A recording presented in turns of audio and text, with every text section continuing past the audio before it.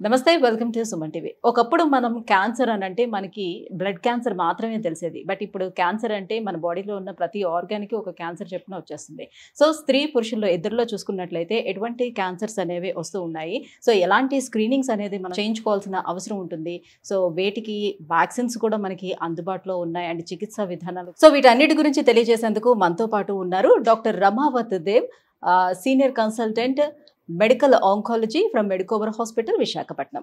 నమస్తే సార్. నమస్తే sir, so ఇప్పుడు క్యాన్సర్ అని అనగానే చాలా రకాల క్యాన్సర్లు వచ్చేసాయి. సో కొన్ని క్యాన్సర్ల మీద చాలా మందికి అవగాహన అనేది ఇప్పుడు వస్తూ ఉంది. సో ఒకప్పుడు క్యాన్సర్ అని అంటే కేవలం సినిమాలో చూపించేవాళ్ళు కాబట్టి ఓన్లీ బ్లడ్ క్యాన్సర్ అనేది మాత్రమే తెలిసేది. బట్ ఇప్పుడు చాలా రకాల క్యాన్సర్స్ అనేవి వచ్చేసాయి. Because of our life style reasons చాలా ఉన్నాయి. సో ఇందులో మనకి ఎక్కువగా మేల్స్లో వచ్చే క్యాన్సర్స్ ఏంటి, ఫీమేల్స్లో వచ్చే క్యాన్సర్స్ ఏంటి? సో ఇప్పుడు క్యాన్సర్ చూసినట్టయితే ద ఇన్సిడెన్సెస్ ఓవరాల్గా పెరిగిపోతున్నాయి. అందులో కామన్ క్యాన్సర్ చూసినప్పటికైతే మగవాళ్ళలో oral cavity cancers, oropharyngeal cancers అంటే మన టంగ్ కానివ్వండి, సాఫ్ట్ ప్యాలెట్ కానివ్వండి, హార్డ్ ప్యాలెట్ కానివ్వండి, వీటికి వచ్చే క్యాన్సర్స్ మొదటి స్థానంలో ఉన్నాయి. ఓకే, మన ఇండియాలో especially. And second lung cancer. Okay, తర్వాత మన రీజియన్ బట్టి కూడా క్యాన్సర్స్ మారుతూ ఉంటుంది. ఇప్పుడు సౌత్ ఇండియాలో చూసినప్పటికైతే stomach cancers and colorectal cancers చాలా ఎక్కువగా ఉన్నాయి. ఓకే, అండ్ దానికి రీజన్స్ మళ్ళీ మనం మాట్లాడుకుందాం. అదే నార్త్ ఇండియాలో చూసినప్పటికైతే గాల్ బ్లాడర్ క్యాన్సర్స్, ఓకేనా, హెపటోబిలియరీ క్యాన్సర్స్, తర్వాత కోలాన్ క్యాన్సర్స్ ఎక్కువగా ఉంటాయి.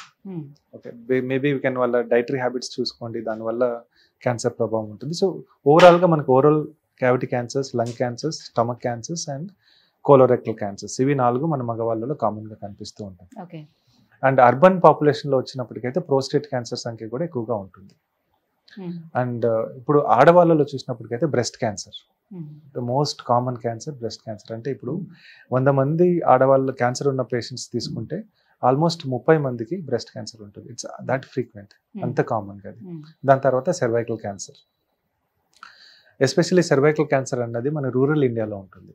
సో పల్లెటూరులో ఉన్న వాళ్ళకి మనకి ఇంతకుముందు మాట్లాడుకున్నట్టు హ్యూమన్ ప్యాపిలోమా వైరస్ వల్ల కాజ్ చేసే వైరస్ కాబట్టి, ఇన్ఫెక్షన్ వల్ల వచ్చే వైరస్ వల్ల వచ్చే క్యాన్సర్ కాబట్టి పల్లెటూర్లలో యూజువల్గా ఎక్కువగా కనిపిస్తూ ఉంటుంది, ఎస్పెషల్లీ మనం హ్యూమిడ్ ఏరియాస్లో ఎక్కువ ఉన్న వాళ్ళకి.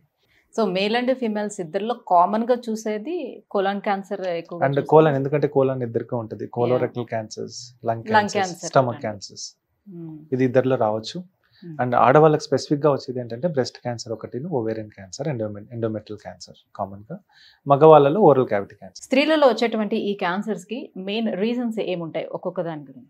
సపోజ్ ఇప్పుడు బ్రెస్ట్ క్యాన్సర్ చూసుకున్నట్టయితే ద మోస్ట్ ఇంపార్టెంట్ ఏంటంటే the underlying factor excess estrogen. Okay, estrogen whatever reasons, ఇప్పుడు ఈస్ట్రోజన్ బాడీలో ఎక్కువ అవుతే బ్రెస్ట్ క్యాన్సర్ వచ్చే అవకాశాలు ఉంటాయి. అండ్ ఇంకొకటి ఏంటంటే జెనెటిక్ అబ్నార్మాలిటీస్. ఇప్పుడు మనము జన్యుపరంగా కూడా మనకి బ్రెస్ట్ క్యాన్సర్ వచ్చే అవకాశాలు ఉంటాయి. దెర్స్ ఏంటంటే హెచ్పిఓసి అంటాం, hereditary breast ovarian cancer syndrome అని. BRCA gene, BRCA1 and BRCA2 gene అనేది ఒకటి ఉంటుంది. ఈ జీన్ ఎవరికైతే మ్యూటేటెడ్ ఉంటుందో వాళ్ళకి breast cancer, ovarian cancer, endometrial cancer, pancreatic cancer వచ్చే అవకాశాలు ఎక్కువగా ఉంటాయి. Okay, so BRCA1 and 2 positive ఉండే అవకాశాలు అప్ టు 20% మాత్రమే ఉంటుంది. మిగతా 80% వచ్చేసి మన బాడీలో ఈస్ట్రోజన్ ఎన్విరాన్మెంటల్ ఎక్స్పోజర్ వల్ల కానివ్వండి, లేదంటే డైటరీ హ్యాబిట్స్ వల్ల కానివ్వండి, లైఫ్ స్టైల్ చేంజెస్ వల్ల వచ్చే అవకాశాలు ఉంటాయి. బెస్ట్ ఎగ్జాంపుల్ ఏంటంటే మనము బాడీలో ఒకప్పుడు PCOD అనేది మనకి వినిపించేది కాదు, పాలిసిస్టిక్ ఓవేరియన్ డిసీజ్. ఇప్పుడు కామన్ డిసీజ్ అయింది. ఎందువల్ల వచ్చింది? ఒబేసిటీ వల్ల వచ్చింది. So sedentary lifestyle, obesity, PCODలో ఏమవుతుందంటే మన బాడీలో ఈస్ట్రోజన్ పెరిగిపోద్ది. సో బాడీలో ఈస్ట్రోజన్ పెరిగిపోతే బ్రెస్ట్ క్యాన్సర్ వచ్చే అవకాశాలు ఉంటాయి. అండ్ ఇంకొకటి మన late marriage, late first child birth. So ఇప్పుడు మనం ప్రెగ్నెన్సీ అయినప్పుడు ఏమవుతుందంటే బాడీలో ఈస్ట్రోజన్ లెవెల్స్ తగ్గిపోతాయి because of the pregnancy changes. ఇప్పుడు మ్యారేజ్ లేట్ అవుతుంది, ప్రెగ్నెన్సీ లేట్ అవుతుంది, అప్పుడు మన బ్రెస్ట్ ఏమవుతుంది, ఈస్ట్రోజన్కి ఎక్కువ ఎక్స్పోజర్ అవుతుంది. So there is increase chance of breast cancer వీళ్ళలో. Okay, so anything which causes increase in oestrogen levels can cause breast cancer. అదే కాకుండా రేడియేషన్ వల్ల కానివ్వండి, మన సిగరెట్ స్మోకింగ్ వల్ల కానివ్వండి, ఆల్కహాల్ కన్సంప్షన్ వల్ల కానివ్వండి, వీటి వల్ల కూడా మనకి బ్రెస్ట్ క్యాన్సర్ వచ్చే అవకాశాలు ఉంటాయి. Next cervical cancer. Cervical cancer the most important risk factor ఏంటంటే హ్యూమన్ ప్యాపిలోమా వైరస్, మనం అనుకున్నట్టు. So that accounts for 70 to 80% of all cervical cancers. అదే కాకుండా మనం సిగరెట్ స్మోకింగ్, ఓకే, వీటి వల్ల కూడా సర్వైకల్ క్యాన్సర్ వచ్చే అవకాశాలు ఉంటాయి. స్మోక్ తో Yes, సర్వైకల్ వచ్చే అవకాశాలు ఉంటాయి. Okay. And endometrial cancer. Endometrial క్యాన్సర్కి మోస్ట్ ఇంపార్టెంట్ ఏంటంటే BRCA1 and 2 జీన్ రావడం వల్ల, అండ్ దాంట్లో కూడా మనకి ఈస్ట్రోజన్ ఎక్స్పోజర్ వల్ల వచ్చే ఛాన్సెస్ ఉంటాయి. Obesity is a very important risk factor for endometrial cancer. So ఈ స్త్రీలలో వచ్చేటువంటి ఈ రకరకాల క్యాన్సర్లు, బ్రెస్ట్ కానివ్వండి, లేకపోతే సర్వైకల్ క్యాన్సర్, ఓవేరియన్ క్యాన్సర్, వీటన్నిటికీ కూడా అసలు స్క్రీనింగ్స్ ఏం చేయించుకోవాల్సి ఉంటుంది? సో బ్రెస్ట్ క్యాన్సర్కి సో వీటిలో మనకి మోస్ట్ ఇంపార్టెంట్ సర్వైకల్ క్యాన్సర్కి, బ్రెస్ట్ క్యాన్సర్కి వెరీ గుడ్ స్క్రీనింగ్ మొడాలిటీస్ ఉన్నాయి.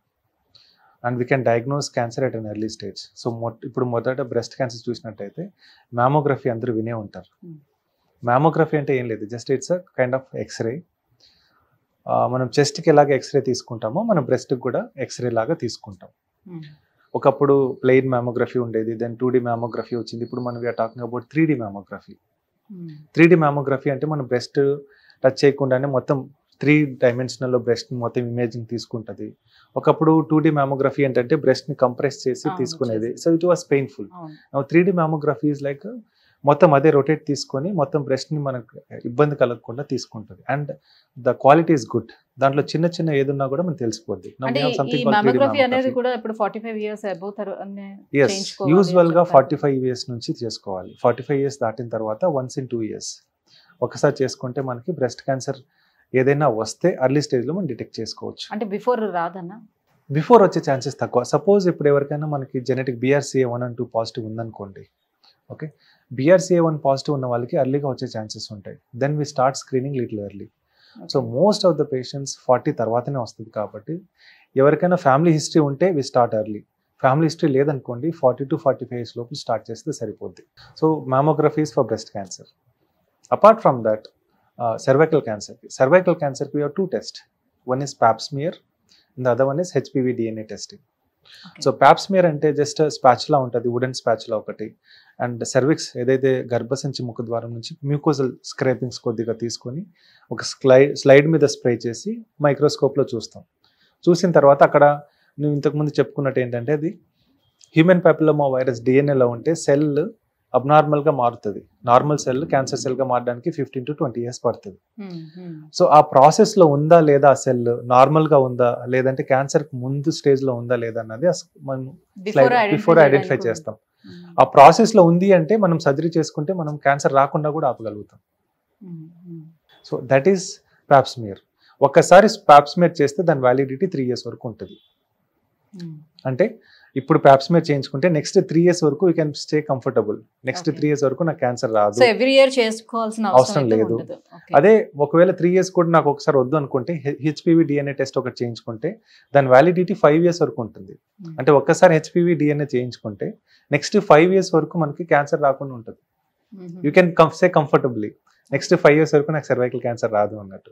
సో అలాగా we should start from the age of 25 years. పెళ్ళైన తర్వాత 25 years of age నుంచి స్టార్ట్ చేయాలి.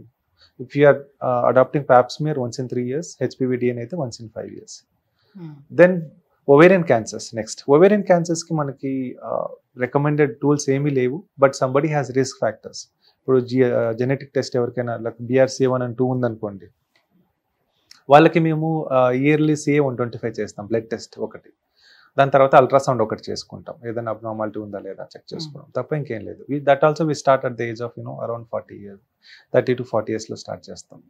Okay okay. So this is for the వీటన్నిటిలోనే వాక్సిన్స్ దేనికి అవైలబుల్ ఉన్నాయి, ఎప్పుడు వేయించుకోవాల్సిన అవసరం ఉంటుంది? సో వ్యాక్సిన్స్ ఇప్పుడు మనకి ఓన్లీ సర్వైకల్ క్యాన్సర్ మాత్రమే ఉంది. That is human papilloma virus against గా వ్యాక్సిన్. సో ఈ వ్యాక్సిన్స్ వేయించుకుంటే మనం హ్యూమన్ పాపిలోమా వైరస్ ఇన్ఫెక్షన్ అవ్వకుండా కాపాడగలుగుతాం. దాని ద్వారా 6 to 7 types of cancers రాకుండా మనం కాపాడుకోగలుగుతాం. Example cervical cancer, vaginal cancer, vulval cancer, anorectal cancer, spinal cancers మగవాళ్ళలో. అవి కాకుండా బినైన్ వార్డ్స్, ఇవన్నీ రాకుండా మనం హ్యూమన్ పాపిలోమా వైరస్ ఇన్ఫెక్షన్ అవ్వకుండా కాపాడుకోవాలి అంటే వ్యాక్సిన్ మనము 9 years నుంచి 25 years లోపు వేయించుకోవాలి. 15 years లోపు వేయించుకుంటే 2 doses, 15 years తర్వాత వేయించుకుంటే 3 doses. 1 ఇప్పుడు నెల తర్వాత 4 weeks తర్వాత ఇంకొకటి, 6 months తర్వాత ఇంకొకటి, 3 doses. సో ఇలా వేయించుకున్నట్టయితే మన హ్యూమన్ పాపిలోమా వైరస్ ఇన్ఫెక్షన్ అవ్వకుండా కాపాడుకోగలుగుతాం. తద్వారా ఈ క్యాన్సర్స్ అనేవి రాకుండా మనం కాపాడగలుగుతాం. Right. So so coming to men cancers ఇటువైపు వద్దాం. సో ఎలా మెన్ క్యాన్సర్స్కి వచ్చినట్టయితే మనకి స్క్రీనింగ్ ఓన్లీ లంగ్ క్యాన్సర్కే, lung cancer and colonic cancers మాత్రమే మనకి అప్రూవ్డ్ ఉన్నాయి ఇప్పటిదాకా. ఇప్పుడు కోలాన్ క్యాన్సర్స్కి యూజువల్లీ 40 to 45 years, ఇప్పుడు జెనెటిక్ రిస్క్ ఫ్యాక్టర్ లేకపోతే యూజువల్లీ 40 to 45 years తర్వాత స్టార్ట్ చేస్తాము. And depending upon the patient requirement బట్టి, సిమ్టమ్స్ బట్టి we can include the test. ఇప్పుడు స్టూల్ బ్లడ్ టెస్ట్ ఒకటి, గ్వాక్ టెస్ట్, లేదంటే స్టూల్ డిఎన్ఏ టెస్ట్ ఒకటి. కాకపోతే ఏంటంటే స్టూల్ కలెక్ట్ చేసుకొని టెస్ట్ చేసుకొని చాలా ఇబ్బందిగా ఉంటుంది చాలా మందికి. అలా వద్దనుకుంటే ఏం చేసుకోవచ్చు అంటే colonoscopy once in 10 years, sigmoidoscopy once in 5 years, లేదంటే సిటీ స్కాన్ వర్చువల్ కొలనోస్కోపీ అంటారు, that also once in 5 years చేసుకోవచ్చు. మన పేషెంట్స్ని బట్టి వాళ్ళ కంఫర్టబిలిటీని బట్టి మనం మన టెస్ట్ ఏది చేయించుకోవాలో మనం డిసైడ్ చేసుకోవచ్చు. So we have to start at the age of 40 to 45 years. And lung cancer ఎవరైతే heavy smokers like almost 10 years నుంచి 20 years నుంచి స్మోక్ చేస్తూ ఉన్నారు, క్యాన్సర్ వచ్చే రిస్క్ ఎక్కువ ఉంది, దాని వాళ్ళలో మనం 40 years దాటిన తర్వాత స్క్రీన్ చేస్తాం, దాని ముందు స్క్రీన్ చేయం. యూజువల్లీ చాలా వరకు 20 years దాటగానే స్మోక్ స్టార్ట్ చేస్తారు, అంతకుముందు దాని ముందు స్మోక్ స్టార్ట్ చేయరని అనుకుంటాము. So 20 to 25 years, so if they smoke for 10 to 20 years, then the risk is significantly high. అలాంటి వాళ్ళకి మీ start screening. And low dose CT scan అంటాం. నార్మల్ సిటీ స్కాన్ కంటే the exposure is little lower. Low dose CT scan అనేది once in a year చేసుకోవాలి. 40 years నుంచి 45 years లోపు నుంచి స్టార్ట్ చేస్తాం. సో ఇది లంగ్ క్యాన్సర్కి. ఇంకొకటి ఏంటంటే ప్రోస్టేట్ క్యాన్సర్ కూడా ఈ మధ్య కాలంలో ఏంటంటే సీరం పిఎస్ఏ అని ఒక టెస్ట్ ఉంటుంది. అంటే ప్రోస్టేట్ క్యాన్సర్ యూజువల్లీ వృద్ధుల్లో వస్తుంది, మోర్ దెన్ 40-50 yearsలో వస్తుంది. So we start screening for PSA beyond 50 years of age. once in a year ఒక బ్లడ్ టెస్ట్ చేయించుకుంటే సరిపోతుంది. సో మగవాళ్ళలో ఈ 3, lung cancer, colon cancer and prostate cancer. ఆడవాళ్ళలో 3, breast cancer, cervical cancer and ovarian cancer. Right. మరి గతంతో పోల్చుకుంటే ఇప్పుడు క్యాన్సర్స్ బాగా పెరిగాయి, at the same time treatments కూడా మంచి ట్రీట్మెంట్స్ కూడా అవైలబుల్ వచ్చాయి, వాళ్ళ లైఫ్ స్పాన్ కూడా పెరుగుతూ వస్తుంది. కాబట్టి ఆ వచ్చినటువంటి అడ్వాన్స్డ్ ట్రీట్మెంట్స్ ఏమిటి, దీనివల్ల ఎటువంటి బెనిఫిట్స్ ఉన్నాయి ఇప్పుడు? సో ఇప్పుడు ఏంటంటే ట్రీట్మెంట్ వైజ్ డెఫినెట్గా లాస్ట్ 10 yearsలో చూసినట్టయితే డ్రాస్టిక్ చేంజ్ ఉందండి. ఒకప్పుడు మనకు ఓన్లీ 3 options ఉండేవి, సర్జరీ, లేదంటే రేడియేషన్, లేదంటే కీమోథెరపీ ఇచ్చేవాళ్ళం. ఇప్పుడు అలా కాదు. ఇప్పుడు ప్రతి పేషెంట్కిను జెనెటిక్ ఆల్టరేషన్, మాలిక్యులర్ ప్రొఫైలింగ్ చేస్తాం. ఎన్జిఎస్ వల్ల కానివ్వండి, ఆర్టీపీసీఆర్ వల్ల కానివ్వండి, depending upon the cancer, molecular profiling చేసిన తర్వాత టార్గెటెడ్ థెరపీ ఇవ్వచ్చా లేదా అని చెక్ చేస్తాం. ఇమ్యూనోథెరపీకి రెస్పాండ్ అవుతారా లేదా అని చెక్ చేస్తాం. So immunotherapy, targeted therapy, hormonal therapy. So this are the latest advances which happened in cancer. So ప్రతి పేషెంట్స్కి ప్రతి ఒక్కటి ఇవ్వాలని లేదు. కొన్ని క్యాన్సర్స్లో టార్గెటెడ్ థెరపీ బాగా పనిచేస్తాయి, కొన్ని క్యాన్సర్స్లో ఇమ్యూనోథెరపీ బాగా పనిచేస్తుంది. అండ్ అదే పేషెంట్లోనూ అదే క్యాన్సర్లో, లంగ్ క్యాన్సర్లో కూడాను కొందరికి ఇమ్యూనోథెరపీ బాగా పనిచేస్తుంది, కొందరికి టార్గెటెడ్ థెరపీ బాగా పనిచేస్తుంది. ఎలా డిసైడ్ చేస్తామంటే మనకు మాలిక్యులర్ ప్రొఫైలింగ్ చేసిన తర్వాత వచ్చే అనాలిసిస్ని బట్టి మన పేషెంట్స్ని మనము ట్రీట్మెంట్ చేయడం మొదలవుతుంది. ఒకప్పుడు జస్ట్ అందరికి ఒకే ట్రీట్మెంట్ ఇచ్చేవాళ్ళం, ఇప్పుడు అలా కాదు. ఇప్పుడు మేము we call it as personalised therapy. Each patient we personalise the therapy. ఇతనికి ఏది బాగా పనిచేస్తుందో చెక్ చేసుకొని అది ఇస్తాం. So that is the latest advances which happen. అదే కాకుండా ట్రీట్మెంట్ అయిన తర్వాత కూడా మన క్యాన్సర్ మళ్ళీ వస్తుందా లేదా, ఓకే, సో ఫ్యూచర్లో వచ్చే అవకాశాలు ఉన్నాయా లేదా అన్నది కూడా టెస్ట్లు ఉన్నాయి ఈ మధ్య కాలంలో, కొత్తవి వస్తున్నాయి. సో దాన్నే మేము సిటీసీస్ అంటాము, సిటీడిఎన్ఎస్ అంటాము. Okay, for example best example ఏంటంటే కోలాన్ క్యాన్సర్ 2వ స్టేజ్లో సర్జరీ అయిన తర్వాత కీమోథెరపీ ఇవ్వాలా లేదా అనేది డిసైడ్ చేయడానికి మేము ఏంటంటే సిటీసీ చేస్తాం. ఒకవేళ సిటీసీ పాజిటివ్ ఉందనుకోండి, అంటే సర్క్యులేటింగ్ ట్యూమర్ సెల్స్, అంటే బ్లడ్లో క్యాన్సర్ కణాలు తిరుగుతూ ఉన్నాయని అర్థం, లేదంటే క్యాన్సర్ డిఎన్ఏ తిరుగుతూ ఉందని అర్థం. సో అవి పాజిటివ్ ఉంటే తిరిగి వచ్చే క్యాన్సర్స్, అంటే బాడీలో ఎక్కడో క్యాన్సర్ ఉంది మనకు కనిపించట్లేదు, దాన్ని మనం కీమోథెరపీ ఇచ్చిన తర్వాత మళ్ళీ చెక్ చేసుకుంటాం. సిటీసీ నెగిటివ్ ఉందనుకోండి, క్యాన్సర్ క్లియర్ అయినట్టు. So this are the latest, even imaging wise కానివ్వండి, డయాగ్నోస్టిక్ టెస్ట్ కానివ్వండి, చాలా అడ్వాన్సెస్ వచ్చాయండి. ఫ్యూచర్లో ఇప్పుడు అందరికీ మనం హార్ట్ కానివ్వండి, లంగ్ కానివ్వండి, మనం లివర్ కానివ్వండి, కిడ్నీ కానీ మాస్టర్ చెకప్ చేసుకుంటున్నాం కదా, బాగున్నాయా లేదా చెక్ చేసుకోవడానికి. క్యాన్సర్ వచ్చే అవకాశాలు ఉన్నాయా లేదా అని చెక్ చేసుకోవడానికి కూడా ఫ్యూచర్లో మనకు ఒక అవకాశం ఉంటుంది. ప్రస్తుతానికైతే ఇంకా డెవలప్మెంటల్ ఫేజ్లో ఉంది. బట్ ఈ సిటీడిఎన్ఏ, ఈ లేటెస్ట్ టెస్ట్ ఏవైతే ఉన్నాయో ఫ్యూచర్లో they are going to become big. So ఆశిద్దాం మళ్ళీ అలాంటివి కూడా రావాలి అని. సో అప్పుడు ట్రీట్మెంట్ వైజ్గా కూడా చాలా ఈజీ అవుతుంది. Right, thank you so much sir. Thank you. So ఎలాంటి క్యాన్సర్స్ అనేది ప్రస్తుతం డెవలప్ అవుతూ వస్తున్నాయి, వాటికి ఎటువంటి చికిత్సా విధానాలు మనకు అందుబాటులోకి వచ్చేసాయి, ఈ విషయాలన్నింటిపై కూడా అవగాహన కల్పించినందుకు thank you so much. Thank you so much.